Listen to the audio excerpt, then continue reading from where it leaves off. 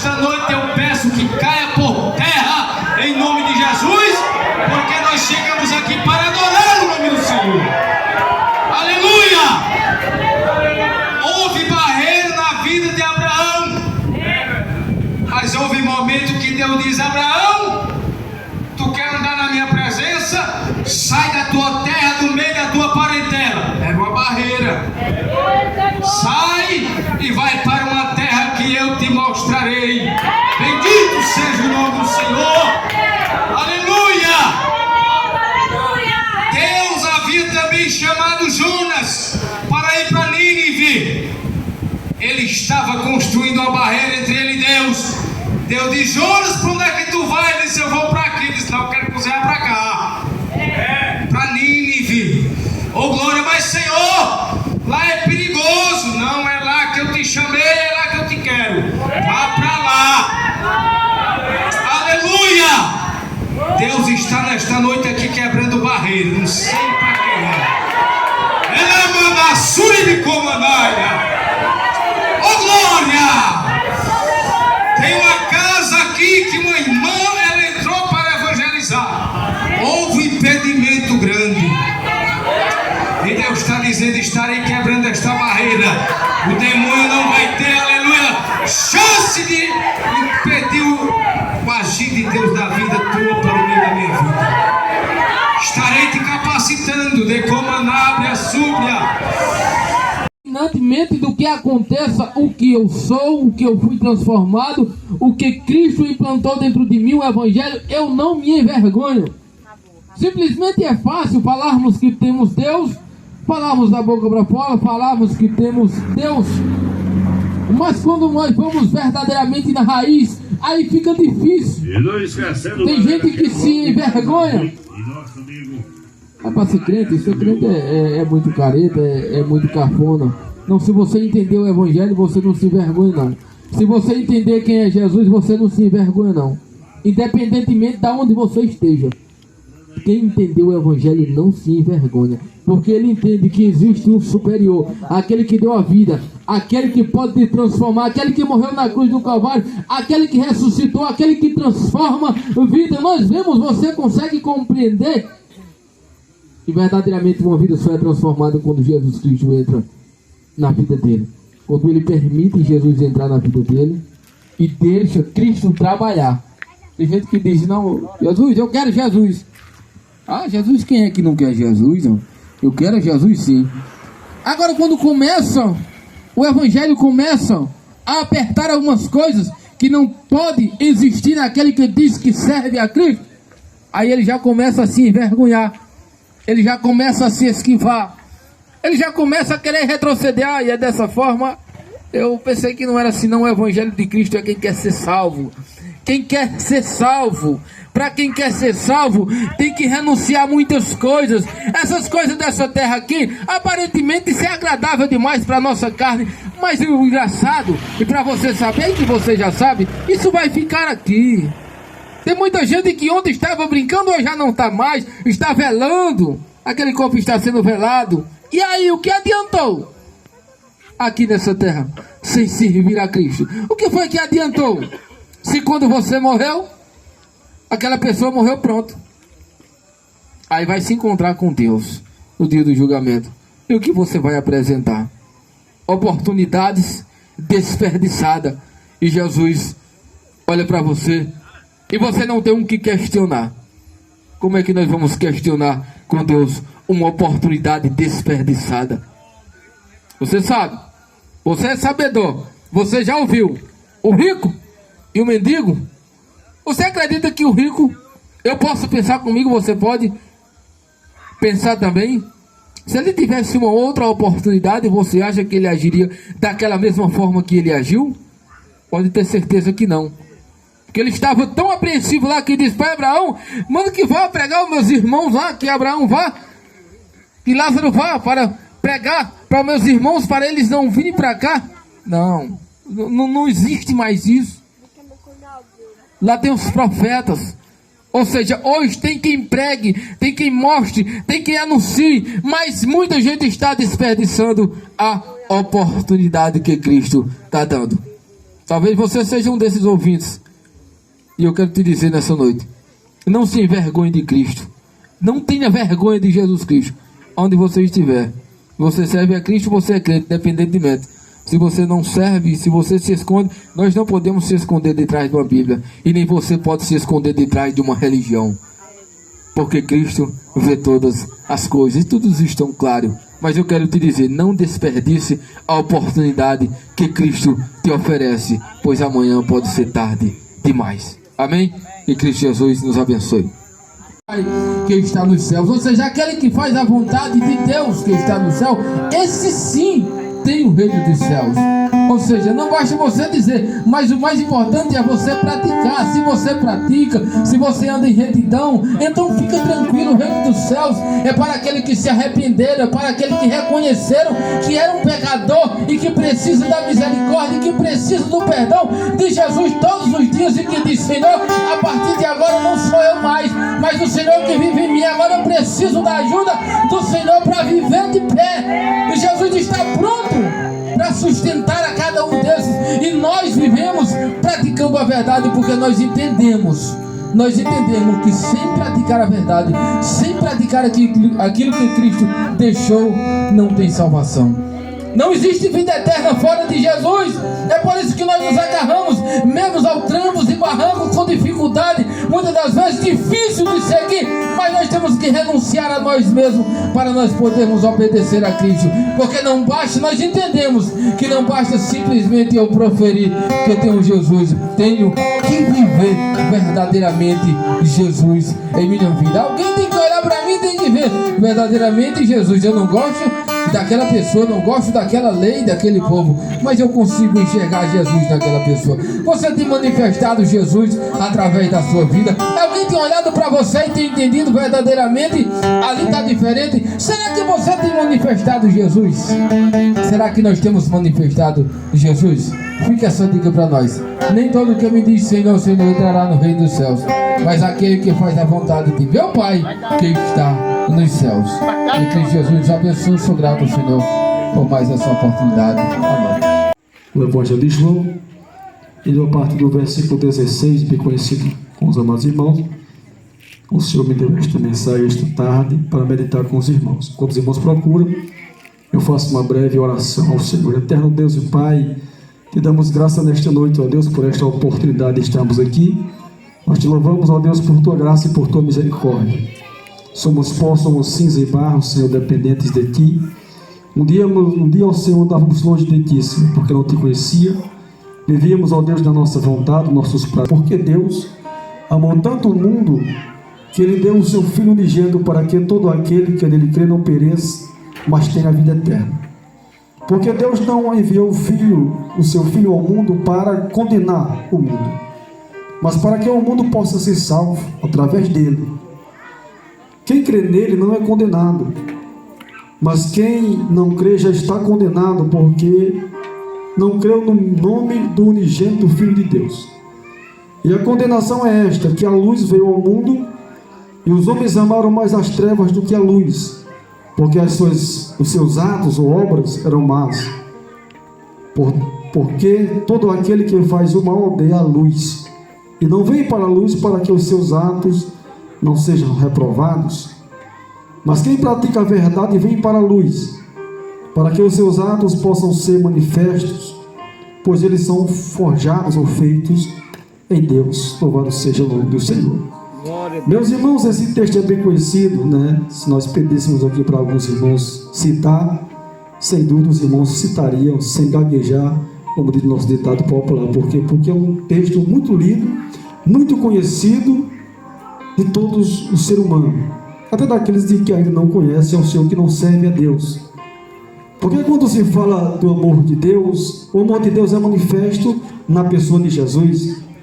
Tanto é que o apóstolo, quando ele vai escrever este versículo 16, ele não encontra uma palavra para que possa expressar tão grande amor teve Deus pelo ser humano, tão grande amor teve Deus pelo mundo. Ele disse, porque Deus amou tanto o mundo. Então fica uma palavra vaga, porque não se pode medir o amor de Deus. E quando se fala de amor, nós lembramos do próprio Deus, porque a Bíblia vai nos dizer que Ele deu o seu Filho unigênito né, para nos resgatar, para nos trazer de volta, para nos dar vida. Pois nós estávamos mortos, o ser humano estava perdido, sem esperança no mundo. Nós sabemos disso através do pecado. Quando Adão peca, quando Eva, quando o ser humano, o primeiro casal humano habita na terra, que ele transgride o mandamento de Deus. Então o homem, ele se perde de Deus. E se não fosse esse amor de Deus, o homem, ele estaria para todo sempre perdido. Por isso que a Bíblia diz que Deus, ele enviou o seu Filho ao mundo, para que todo aquele que nele crê não pereça, mas que possa ter a vida eterna. Porque quando o homem, ele peca, quando o homem, ele erra, quando o homem, ele passa por cima do mandamento de Deus, então o homem, automaticamente o homem se afasta de Deus. E talvez se fosse eu e fosse você, nós abandonaria, deixava para lá, nós não investiríamos novamente num projeto que foi planejado, que foi arquitetado, e alguém chegou e rabiscou, e alguém chegou e não deu certo. Então talvez se fosse nós, seres humanos, nós abandonava e dizia: não deu certo, eu não vou tentar, eu não vou mais lutar com uma coisa que eu estou vendo que não vai dar certo. Mas quando se fala de Deus, amados irmãos, da sua obra, da sua criação, o ser humano, a sua imagem e a sua semelhança, como nos diz a palavra de Deus, então Deus, ele decide, uma vez mais, trazer o homem para perto de si. Mas nós sabemos que para Deus trazer o homem para perto de si, era necessário um sacrifício. Era necessário um sacrifício perfeito. Não vou entrar por esta hora de sacrifício, falar do Velho Testamento, porque iria tomar muito tempo. Mas a Bíblia vai nos dizer que Deus lhe ofereceu, que Cristo se ofereceu a Deus como sacrifício vivo, em resgate da humanidade. Então Jesus Cristo, Deus através de Jesus Cristo, está escrito, Paulo escrevendo aos irmãos de Corinto, que nós temos a mensagem da reconciliação. Deus, através de Jesus, estava reconciliando o mundo novamente com Deus. Aquilo que é o elo que havia sido cortado, aquilo que havia se separado, Deus, através de Cristo, estava trazendo de volta, glória a Deus, o homem, mais uma vez, dando ao homem a oportunidade do homem se voltar para Deus, através da pessoa de Jesus. Então, por isso que no versículo 16, você vai entender o tão grande amor de Deus. Mas interessante é que as pessoas, eles não param para pensar, as pessoas se apegam tão somente ao amor de Deus, mas as pessoas se esquecem que Deus não tem só o seu atributo de amor, mas Deus também tem um atributo chamado de justiça, de retidão. Deus, ao passo que Ele é amor, ao passo que Ele é bom, mas Deus também é justo, porque o escritor romano vai nos dizer que aquele que profana o sangue de Cristo, ele será digno de maior castigo. Glória a Deus. Então o que é o profanar o sangue de Cristo? É quando eu não valorizo, é quando eu não entendo, é quando eu não compreendo, é quando eu não dou valor devido ao sacrifício de Cristo. É quando eu não entendo para que foi o sacrifício de Cristo. Realmente, para que foi que Cristo morreu? Então as pessoas não entendem. Então quando eu não compreendo, então eu vivo a minha vida de qualquer maneira, relaxadamente, longe de Deus, fazendo a minha vontade, e não me volto para o Senhor. Isso é alguém que já ouviu falar do sacrifício, mas ainda não teve a devida revelação da importância desse sacrifício de Jesus. Mas o apóstolo João, ele vai continuar nos dizendo a partir do versículo 17, porque Deus não enviou o seu Filho ao mundo para condenar o mundo. Então o propósito de Cristo, o propósito de Deus, que enviou o seu Filho a esta terra, não foi para condenar o mundo. Não. Como está escrito na palavra, o propósito de Deus através de Cristo foi trazer o homem de volta para perto de si. Foi dar a oportunidade do homem, uma vez mais, a salvação ao ser humano. Não foi condenar o ser humano. Mas ao mesmo tempo a Bíblia vai nos dizer também na parte B do versículo, para que o mundo possa ser salvo por ele. No versículo 18, quem crê nele não é condenado, mas quem não crê já está condenado. Quem crê em Cristo, quem se volta para o Senhor com desejo, com o coração aberto de obedecê-lo, esse não é condenado, mas aquele que rejeita, aquele que não crê. Essa palavra crer parece uma palavra vaga. Quando a gente fala crer, não é crer de acreditar, porque crer de acreditar, diz a Bíblia que até o diabo, ele crê mais do que eu, do que tu. O diabo crê que estremece, está escrito na palavra, mas ele não obedece. Então o crer do homem, o crer que Deus quer do homem, não é o crer de acreditar, mas é o crer de obedecer. É quando eu obedeço a Cristo. Então a condenação veio ao homem, não porque Cristo veio para punir, para condenar, mas porque o homem rejeita a salvação ofertada por Deus. Então quando eu não creio, quando eu não acredito, quando eu não valorizo, quando eu não me volto para a palavra, para obedecê-la, para viver ela na minha vida, então automaticamente eu estou me autocondenando, eu estou virando as costas para a única chance, para a única oportunidade que é dada ao ser humano, que é dada a mim e que é dada a você. Infelizmente nem todos abraçam esta oportunidade. Existem aqueles que abraçam, existem aqueles que entendem, que lutam por ela, mas existem aqueles que não fazem caso dela.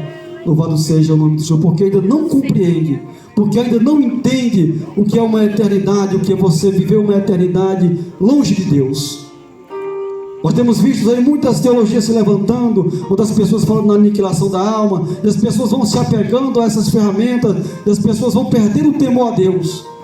Mas quando eu olho para a palavra, eu entendo pela palavra que uma condenação que o homem longe de Deus irá ter, não é uma condenação que Deus irá condenar e Deus irá destruí-lo e ele não mais sofrerá, mas é uma condenação, como está escrito na palavra, que será eternamente uma punição eterna, um sofrimento eterno.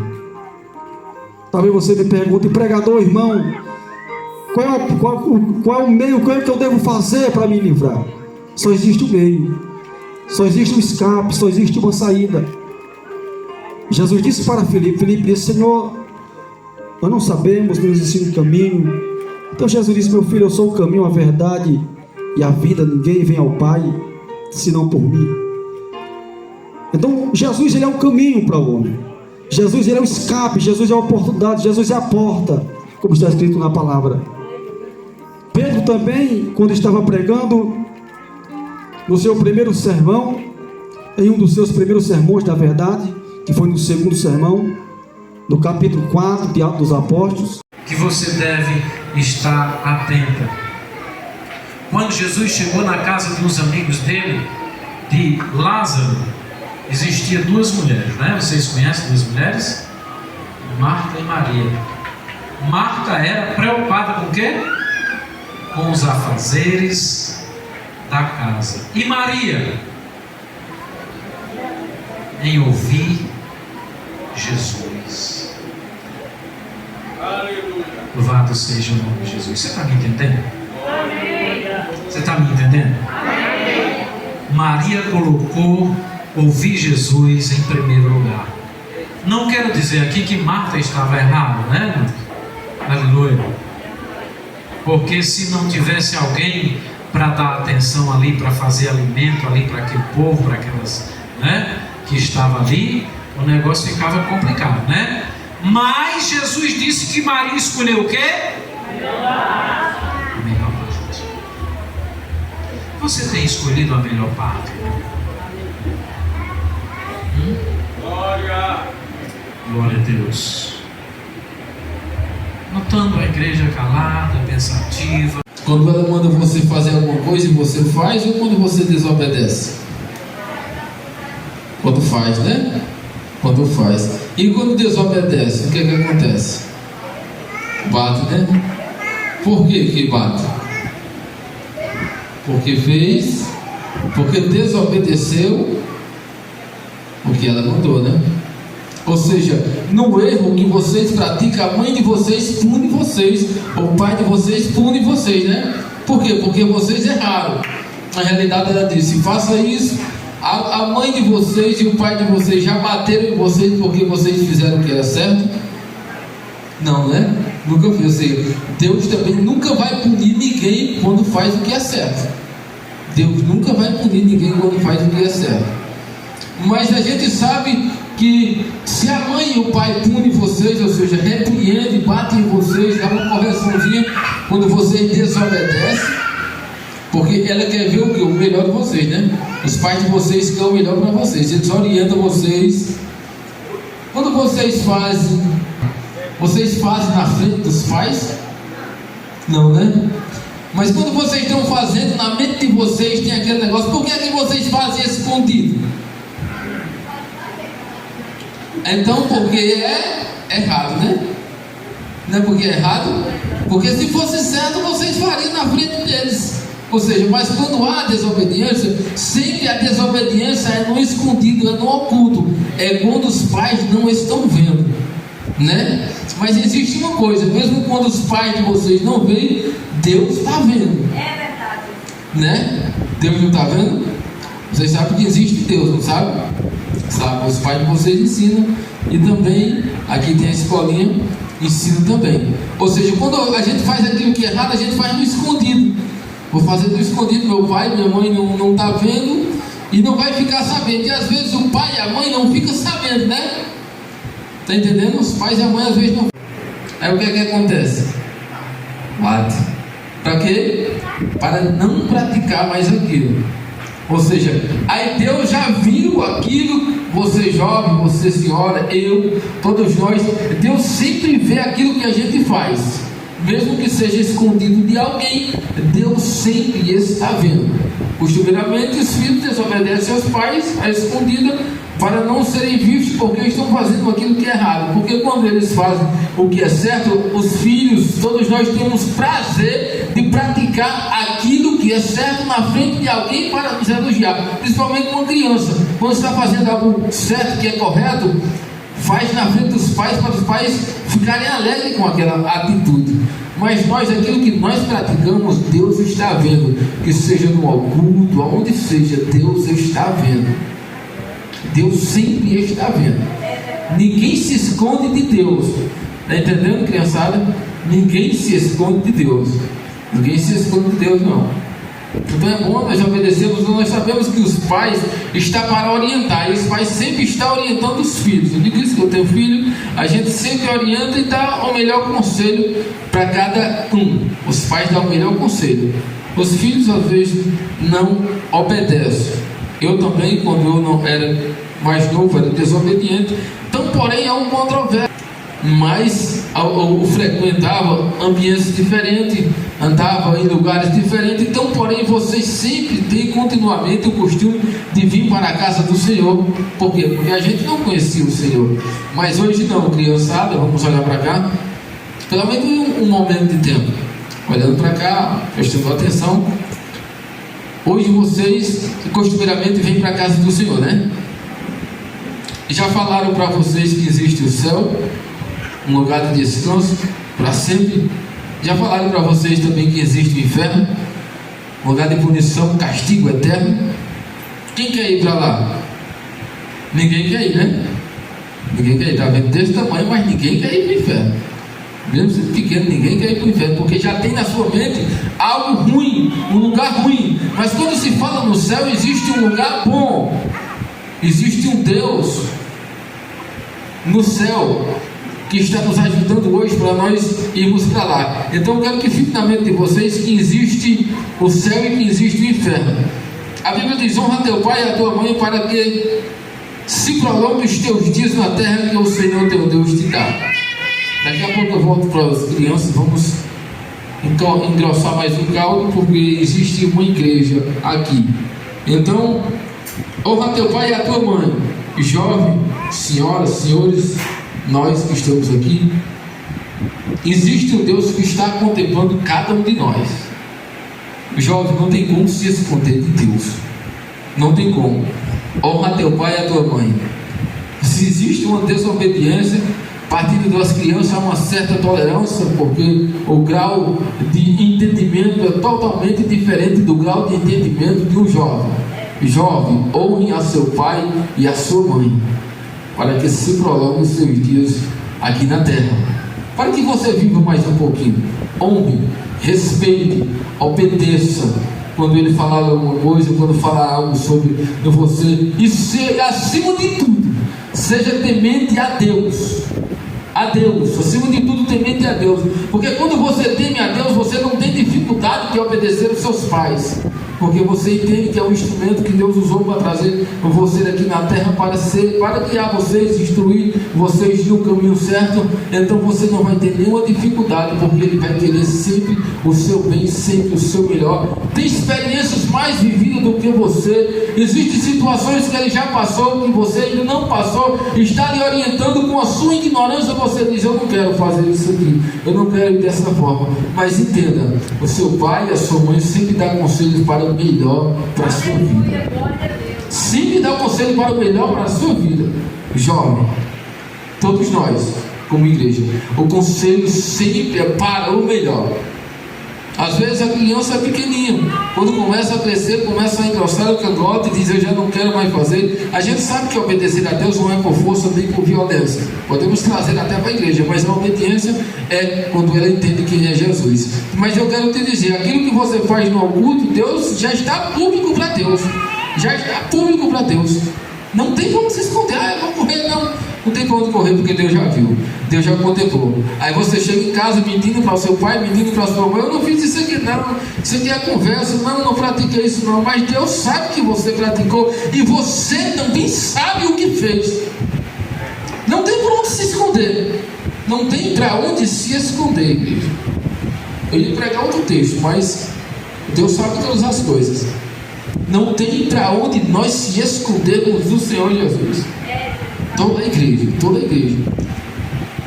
Jovem, a gente sabe que jovem tem algo do jovem que é mais tentador, mais difícil. Mas quando a entrega, ou seja, quando você se entrega, existem coisas que não há dificuldade para o jovem praticar. Porque é a sua vontade, é o seu querer: eu quero fazer isso, eu quero fazer isso. Existe dificuldade? Não existe dificuldade quando você quer fazer alguma coisa. Não existe dificuldade. Eu vou fazer isso, eu quero fazer isso. Aí não há dificuldade, porque é algo que você quer, é algo que a sua carne quer.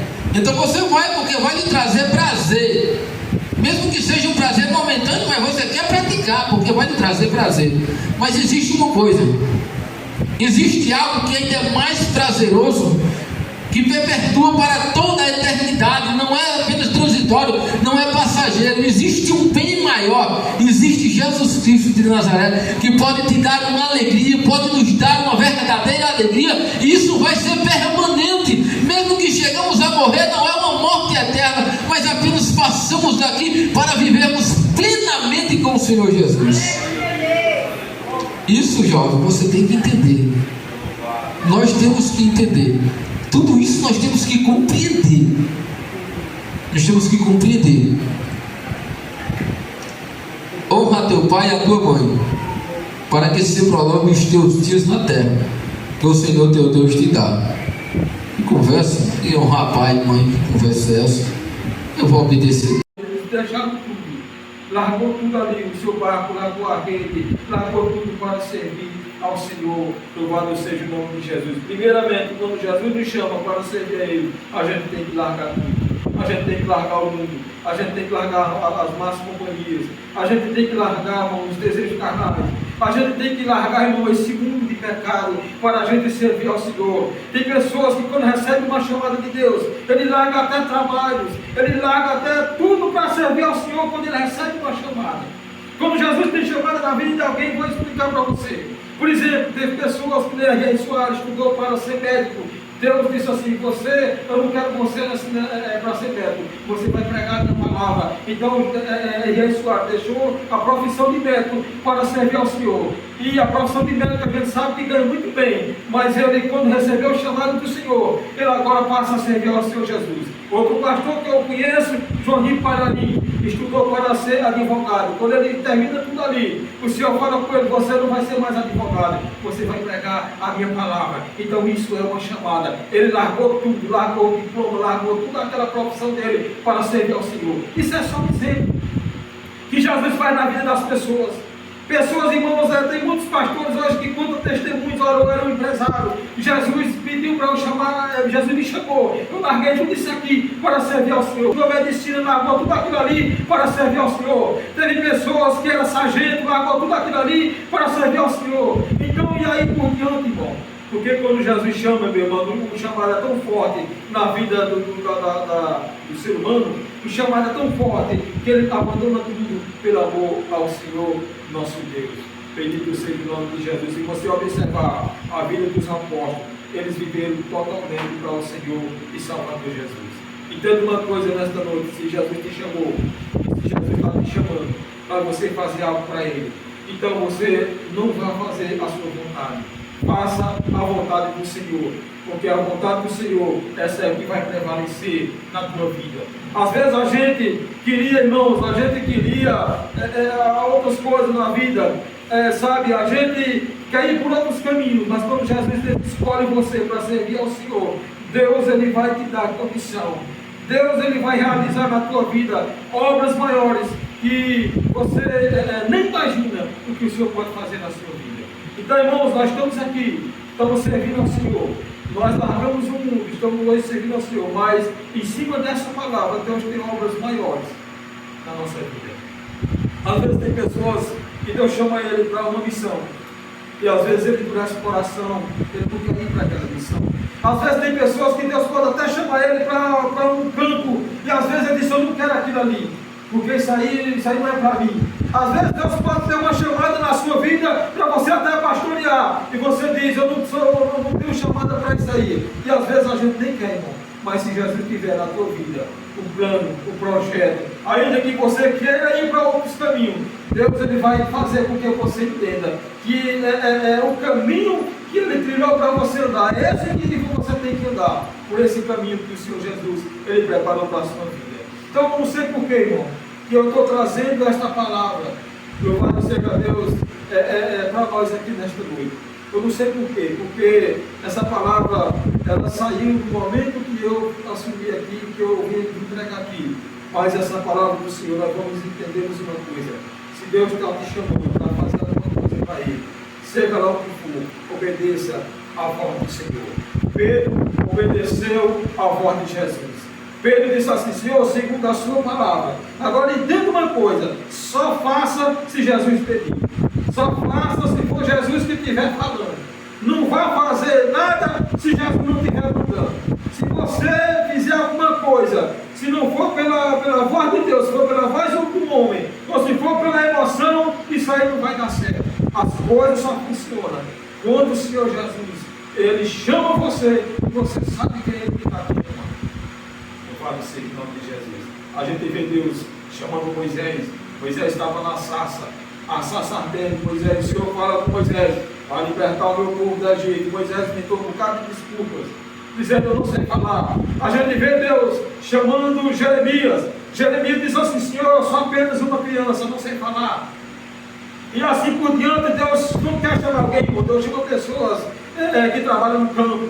Deus chama um analfabeto. Deus chama pessoas que é incapaz, sabe? Quando Deus quer fazer a sua obra na vida de alguém, não importa se você é um estudado, se você é uma pessoa que trabalha na roça, ou se você é uma pessoa que tem um grande conhecimento, Deus não importa. O importante é Jesus, quando Ele chama, e a gente sabe que é Jesus que vai chamar.